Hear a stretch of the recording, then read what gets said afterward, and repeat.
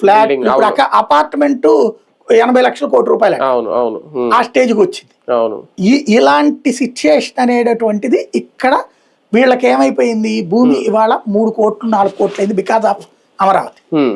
ఇప్పుడు ఈ గొడవ చేస్తున్న వాళ్ళందరికీ వాళ్ళు ఏమంటున్నారు, నువ్వు మిగతాదంతా తీసుకున్నావు కదవయ్యా, వాళ్ళ జీవితాలు సరిగ్గా చేయలేదు, ఇప్పుడు ఏదో అవుతుంది అంటున్నావు, ఆ 1200 గజాల ఫ్లాట్లతోనే వాడు కోటీశ్వరుడు అవుతాడు, 200 గజాలతోనే కోటీశ్వరుడు అవుతాడు అంటున్నావు కదా, మా పొలాలు మమ్మల్ని నమ్ముకొని.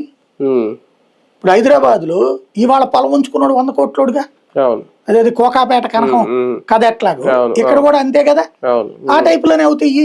మేము 3 కోట్లకు అమ్ముకుంటాం, 4 కోట్లకు అమ్ముకుంటాం, నీకు ఇస్తే నాకేం ఒరుగుతుంది, నువ్వు మళ్ళీ 10 ఏళ్ళకో 12 ఏళ్ళకో బాగు చేసి ఇచ్చే 1200 గజాల ఫ్లాట్ నాకెందుకు ఈ దరిద్రం అంటున్నారు. ఇప్పుడు మేబీ ఏం జరుగుతుందంటే ఈ గొడవల మధ్యన కొంతమంది ధనవంతులైన తెలుగుదేశం అనుకూలం వాళ్ళు వెళ్ళి వీళ్ళతో వేరాలు పెడతారు, ఎట్లాగూ వాళ్ళు తీసేసుకుంటారా భూసేకరణ, నాకు 3 కోట్లకు అమ్ము, 2 కోట్లకు అమ్ము, 50 లక్షలు తగ్గించిస్తాను.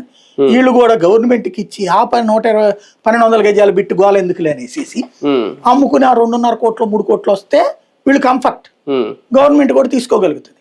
కానీ అట్లా తీసుకుని ఇంత ముందు బుక్ అయిపోయారు అమరావతి. అట్లా బుక్ కాకుండా ఉండగలిగే అంత స్థాయి వస్తుంది అనుకుంటే చేస్తారు. రేపు ఇది సక్సెస్ కావాలంటే 2029లో తెలుగుదేశం